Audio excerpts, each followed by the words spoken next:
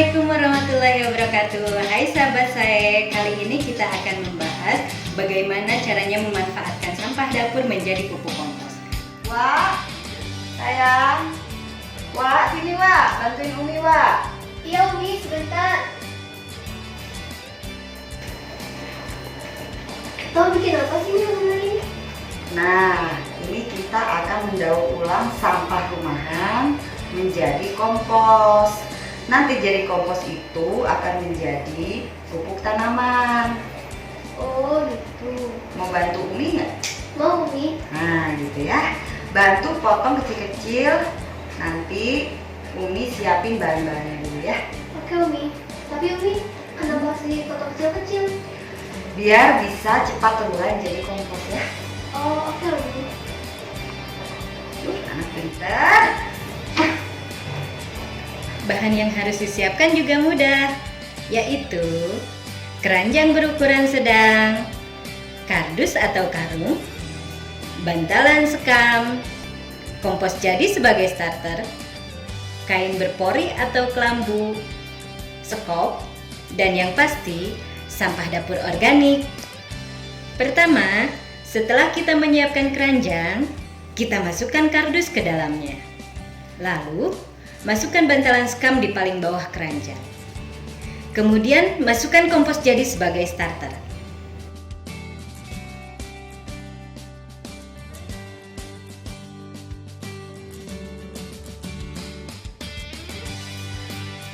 Sampah dapur yang sudah dipilah dan dipotong kecil-kecil, kita masukkan ke dalam keranjang.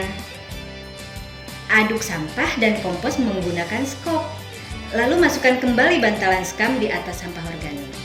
Kemudian tutup dengan tutup keranjang yang telah diberi kain berpori. Sahabat saya, mol atau mikroorganisme lokal adalah bahan pengurai untuk membuat pupuk organik berupa kompos. Sumber bahan mol adalah: pertama, karbohidrat yang bisa didapat dari air cucian beras, singkong, kentang atau nasi. Kedua, glukosa yang berasal dari air gula merah, gula pasir, molasses, dan urin sapi. Dan yang ketiga adalah vitamin dan mineral yang diperoleh dari air kelapa dan susu bekas. Cara membuatnya juga mudah. Alat dan bahan yang dibutuhkan yaitu ember, air cucian beras, air kelapa tua, gula merah, plastik atau trash bag, dan sampah dapur organik. Kita mulai buat ya. Masukkan air cucian beras ke dalam ember lebih kurang 5 liter. Masukkan air kelapa tua lebih kurang 8 liter. Lalu masukkan gula merah 100 gram atau 1 gandum.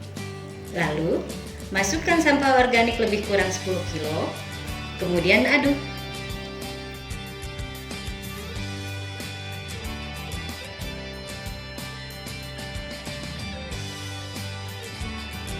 Sisakan lebih kurang 1/4 dari ember sebagai rongga udara. Ember kita tutup dengan trash bag atau plastik, lalu kita ikat.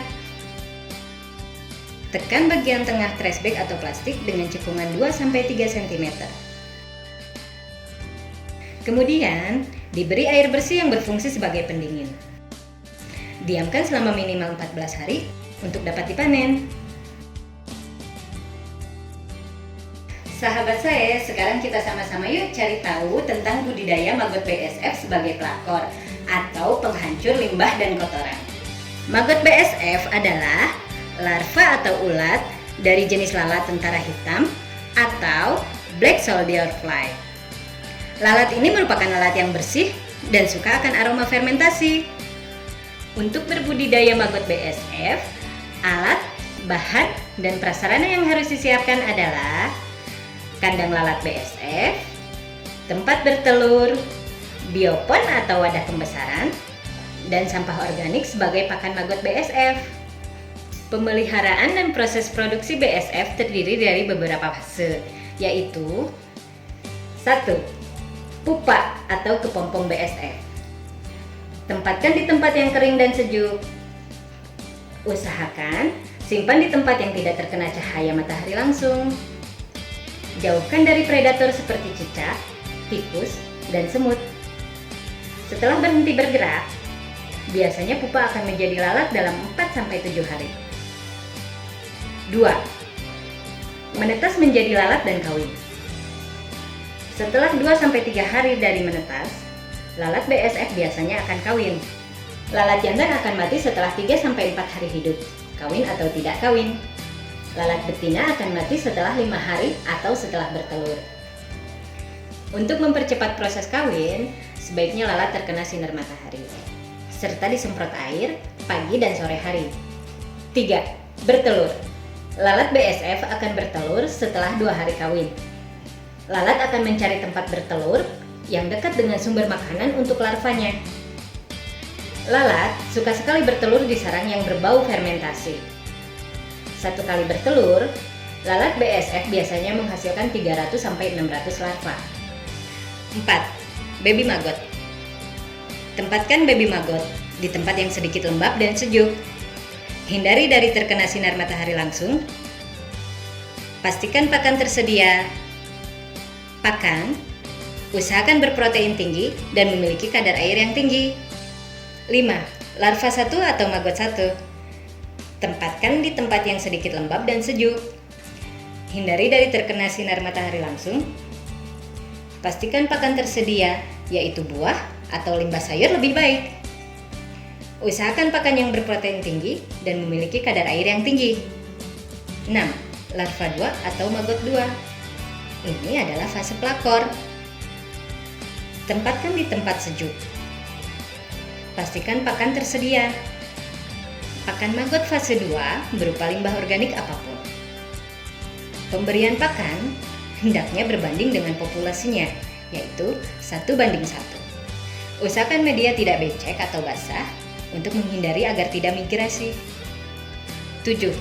Prepupa. Maggot sudah mulai menghitam dan biasanya sudah mulai migrasi mencari tempat yang lebih kering dan terisolasi.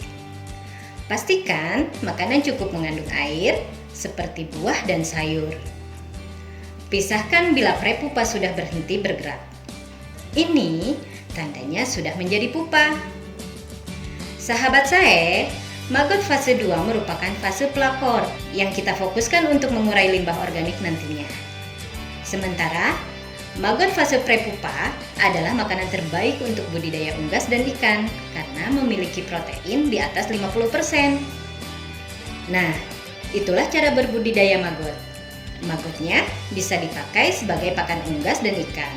Sementara, hasil dari penguraian limbah organik oleh maggot dapat dipakai sebagai pupuk organik. Wah, lagi ngapain? Umi. Lagi nonton apa ini? Ini lagi nonton tentang budidaya maggot sama lagi belajar. Pintar anak Umi. Sekarang kamu jadi tahu kan kalau sampah dapur juga bisa dimanfaatin sebagai pakan maggot. Iya Umi. Jadi memang sampah dapur ternyata sangat banyak sekali manfaatnya. Tuh. Betul banget Umi. Terus hari ini kita jadi panen kan Umi? Jadi dong, Umi udah siapin alat-alatnya. Kita panen hari ini yuk. Bila kompos dalam keranjang sudah penuh, sepertiga bagiannya kita matangkan selama seminggu di tempat yang tidak terkena sinar matahari langsung. Dan sisa bagian 2/3-nya digunakan kembali sebagai starter untuk pengolahan berikutnya. Setelah dimatangkan, maka kompos sudah siap digunakan. Nah, sekarang kita juga akan memanen kompos hasil mol. Ambil menggunakan gayung, kemudian saring dengan menggunakan kain berpori atau kelambu untuk memisahkan air dengan dedeknya. Air hasil penyaringan dimasukkan ke dalam botol atau jerigen. Sisa sampah organik yang sudah tersaring dapat langsung digunakan untuk menyiram tanaman.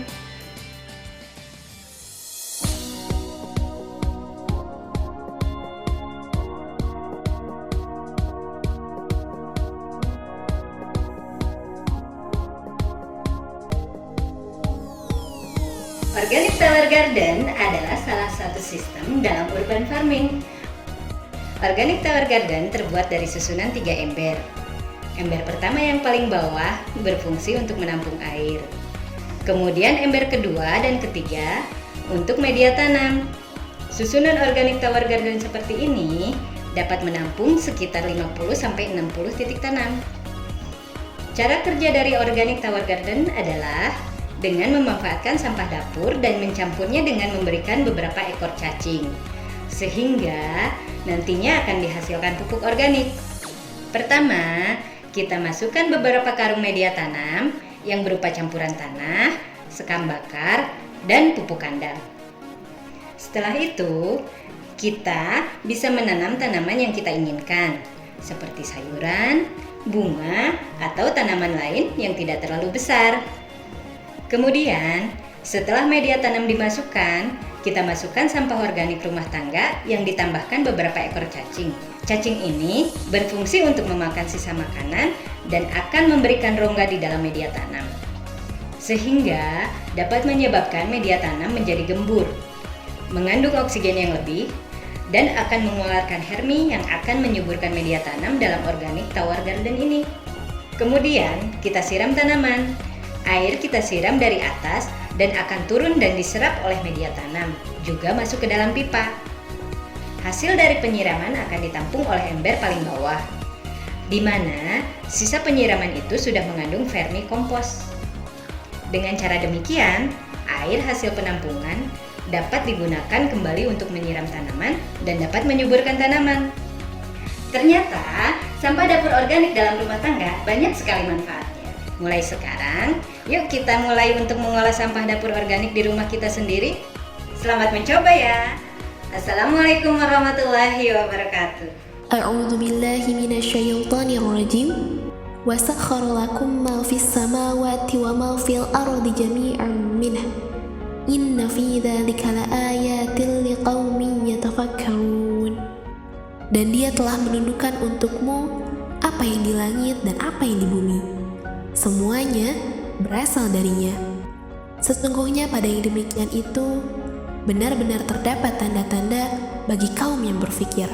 Quran Surat Al-Jasiyah ayat 13.